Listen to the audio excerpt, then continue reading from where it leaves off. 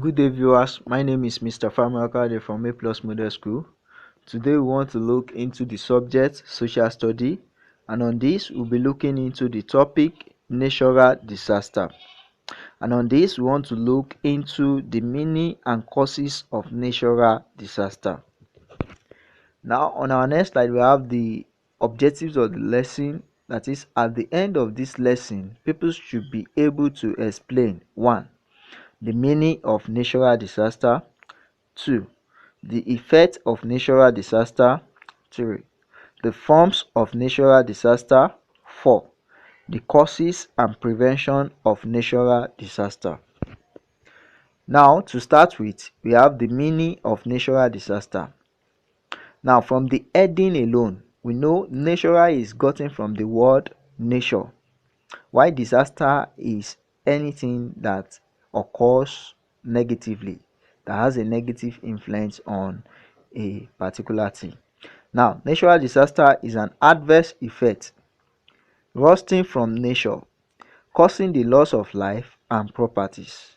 So when you say adverse, that is a very serious effect, a terrible effect that comes from nature and leads to loss of life and properties, e.g., flood, hurricane, tsunami. They are all examples of natural disasters. Now we have various forms of natural disasters or examples of natural disasters. They are: 1. Tornado. A tornado is a combined wind. A combined wind. So that is a tornado, an heavy wind. Now, 2. Hurricane. Now, when a storm, that is a combined wind, has reached 74 mega power horse, then it becomes an hurricane. So that is an hurricane. That is when a storm reached 74 mega power horse, you can call it an hurricane. That is, it's very high. Now, number 3, we have forest fire. Forest fire happens in places like Australia. I think it happens recently, early this year. So in Australia, whereby there is the forest just got fired and nobody knew what happened and everywhere was getting burnt. Then number 4, we have the earthquake. That is the breaking of the earth crust. That is what we call earthquake. That is, the soil we are standing on will just split by itself, and thereby leading all properties and human's life sinking into the soil. And what happened? That means they are being buried by force. Now, number 5, we have tsunami. Tsunami can be explained in terms of an heavy flood that happens in lakes and oceans. That is, when there is a waves of water, heavy water, leading to the displacement of heavy water, heavy volumes of water in the lakes and ocean, it is known as a tsunami.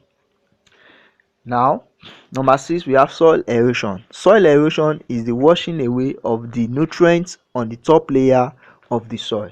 Then we have landslide. Landslide is just the opening of the earth crust, that is the land, the soil. You just see it opened by itself and everything that is on it will start sinking. It's just a kind of synonymous occurrence to earthquake. Now, the next one is, on this slide we have causes of natural disaster. What are the causes of natural disaster? Natural disaster are caused differently based on their forms or types. They are caused differently based on their forms or types. That is, each natural disaster has a different causes. Now, number 1, according to this, we have soil erosion. We want to look into soil erosion. Soil erosion is just the washing away of the top layer of the soil. So when the top layer, the nutrients on the top layer of the soil are being washed away, the products that will be coming out from the soil won't have enough nutrients, thereby leading human life to danger after consuming them. Now, we have seismic action. What do we mean by seismic action? Seismic action is just often occurrences of earthquake or even landslide, so they are called seismic action. So that's about that. Then we have tectonic movement. Tectonic movement, what do we understand by tectonic movement? This is as a result of transfer of heat resulting from the movement of heat fluid. That is, there are some heat fluid in the soil that are like molten magma from the rock. So what happens is that when they receive too much of heat, the tectonic plates that is covering the soil together, attaching it together before, we now start splitting, we now start moving from each other, and when that happens, it can lead to a lot of disasters. Then we have air pressure. Air pressure can be termed as high level of air on human. That is, when you talk about gravity on human being, when the gravity on human being is too much, there will be a disaster, there will be a loss of life, there can be cuts in the vein. That's why when you jump, if someone can just jump up in the sky, there's a particular level you get to and you won't be able to move very well. But when you force yourself to move, the vein in your head can cut off. So that is what we call air pressure. So air pressure can turn into a tornado or a tsunami, and so on and so forth. A tornado and an hurricane. So that is air pressure. Then we have lastly ocean current, like we explained. That is, when you talk about hurricane hurricane tsunami, that occurs as a continuous movement of large amount of water, large volume of water from the ocean or lake with force. So when they move with a very heavy force, it is called an ocean current. You can call that as an ocean current. That is, the movement of that water is what we call the ocean current, and that can be related to the tsunami, like we have explained. Now, the above are, to mention but few, causes of natural disaster, but majorly it has been discovered that these disasters occurs as a sign of imbalances in human actions called pollution.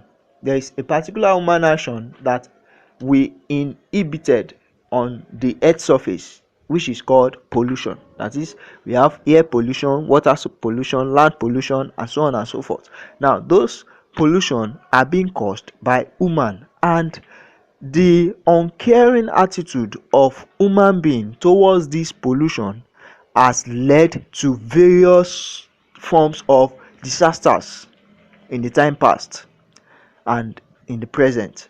If it still continue, it will still happen. So we have to be careful of what we do. Like people who has industries or factories, they should be able to have a very proper way of expelling their gases into the air, so as to avoid it corroding or depleting the ozone layer, which is covering the direct sun from shining on us. Because if we are experiencing the direct reflection of sun, it could lead to burns, which can lead to death also. So therefore, this pollution, these activities of human being that leads to pollution, has to be stopped, so as to avoid any occurrences of natural disasters. Now, on our next slide, we have the effects of natural disaster. What are the effects? That is, when natural disaster happens, what are the things that it will cause on human's life and properties? One, displacement of population. You see that wherever there is a disaster, people will not want to live there again. So people will need to move, migrated from that place to another. And that aside, if a disaster occurs, it will lead to the death of lives and properties. So if people are like 100 in that particular area before, when disaster occur, or when natural disaster, any of the natural disaster occur, it will reduced. It can reduce to like 50. That's an average amount numbers of people living in that place, and that will affect the economy of that particular area. Now the next one is environmental changes.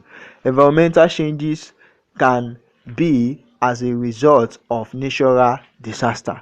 See that in that particular area, when natural disaster occur, it will give the area or the particular geographical place a kind of environmental condition which is bad in its own part, because it is a disaster. So it will render the place a kind of a bad condition which is not okay for human's life and properties, or which people will not be able to condone.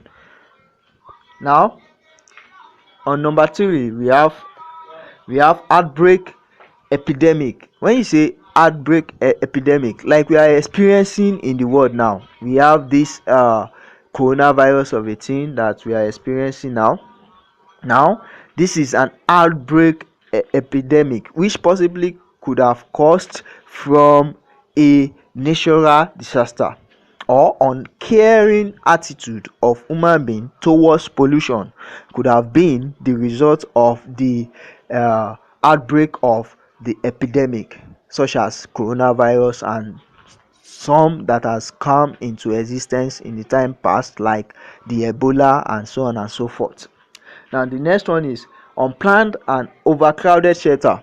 Now nobody planned for a shelter for people before the disaster occur. So once the disaster occur, it will lead to overcrowded of people in a particular place, which can lead to the transferring of communicable disease between one or two people in that particular overcrowded area of space. So that is an effect of natural disaster.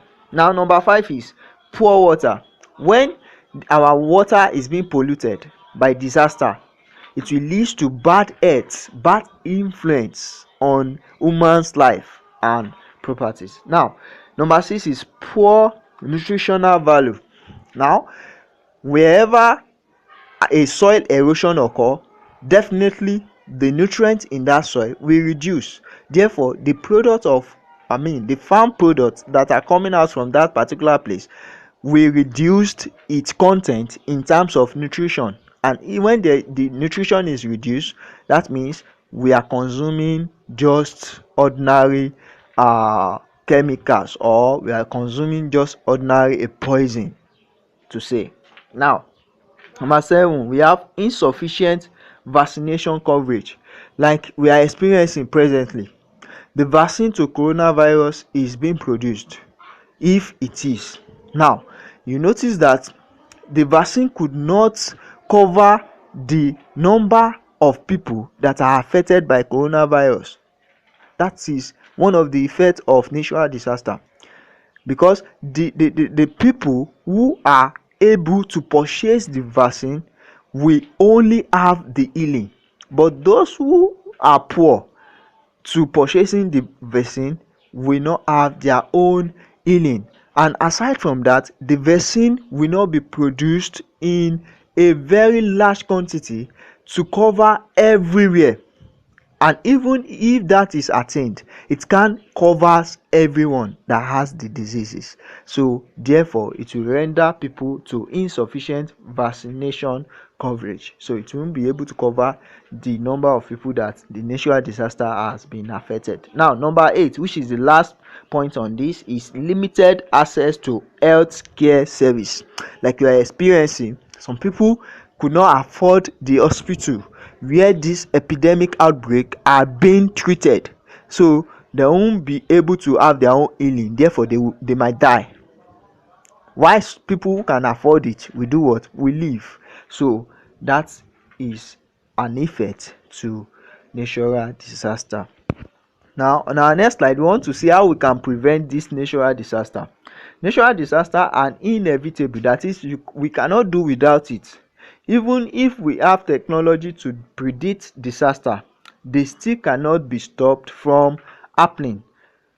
But at the same time, we can stop its possible occurrences if the following can be looked into. So we can stop its possible occurrences, but we can't totally stop natural disaster because it is natural. It is not man-made, but it is natural. But at the same time, we can notice its future occurrences and stop the activities that might lead to that future occurrences. Number one is that human activities that could lead to the degradation of the environment must be stopped, e.g., air pollution from companies, which could lead to the depletion of the ozone layer. Like I explained before, that the ozone layer is covering the sun, the direct ray of sun, from shining on human's life, because it is not edible for us to experience the direct ray from the sun.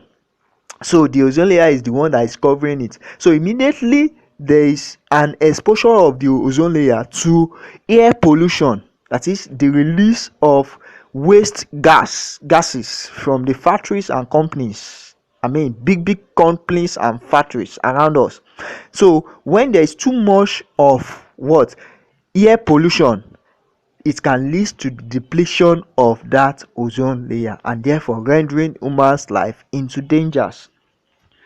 Now, number two, people should be educated on what could lead to disaster and its control to avoid disastrous events. Now, to avoid disastrous events, people have to be educated on why they shouldn't do what they are doing that could lead to a disastrous event, or that could lead to a disaster or a natural disaster. So people have to be educated on this particular thing or these particular activities that they are doing that are leading to pollution, which gradually turns to a natural disaster. Because what you don't know, sometimes you can do it ignorantly, but once you know something, you might, and you know that that thing can affect your life, you will not want to do it. Now, number three is emergency preparedness should be put in place to avoid the loss of people's life when one occur. So emergency preparedness, that is, there should be a kind of emergency unit whereby you have people who are on ground to look into the occurrence of these disasters, even if one wants to occur. So they will quickly go and curb it, so as to avoid its expansion or its outbreak. I want to believe if coronavirus has been well managed from the onset, and there had been a proper emergency unit to that, I think the virus will not have spread as it is to some nations, as it has adversely affect them. Now, number four, we have population capacity of an area should be carried out to know the perfect numbers of people that should be living in a particular place of the earth. So this simply means that when there are too much of inputs on a particular machine, the output will be slow. Therefore, it will result into a negative output. Now, this simply means that the people living in a particular place, if there is overcrowded result to that, it can lead to earthquake. If in a particular area there are supposed to be 10 houses built in that particular area, and they went ahead and built more than 10 houses and just try to manage everything, manage it, at the end of the day that particular area could be in the danger of a landslide or an earthquake, because you have built more than it can contain. So the same thing happens with human being. When there are too much of human in a particular area, gradually it can lead to landslide or earthquake. So that is that about that. Now we have number 5: proper laws and measures should take put.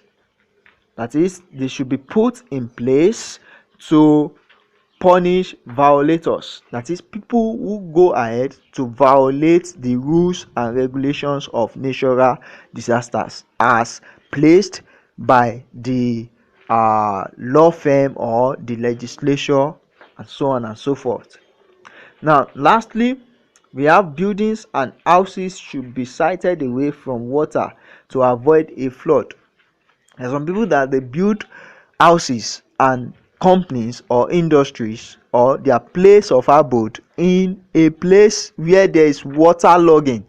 So waterlogging area or a swamping area should not be allowed for building, so as to avoid future occurrences of flood, because if water do not see a way to move, at the end of the day it will move itself by force, and that can lead to a flood or a tsunami possibly. So that is that about that. Now on our next slide, we have examples of natural disaster. We have tornado, volcano, earthquake, tsunami, drought, avalanche, dust storm, forest fire, and on this we have thunderstorm, slow storm, hurricane, windstorm, hailstorm, flood, sandstorm, and sinkhole. So those are various examples of natural disaster. You can go on your own and do what, and do a proper research on this, so as for you to be able to understand it better. Now lastly, we have our assignment. Like we normally said, that you read and you will read the slides, each slide, so as to have proper, personal equipping of self, and to prepare massively well for your upcoming tests. Thank you and God bless you. Don't forget to click on our YouTube channel, on our subscribe button, so as to be updated on our next video. Thank you.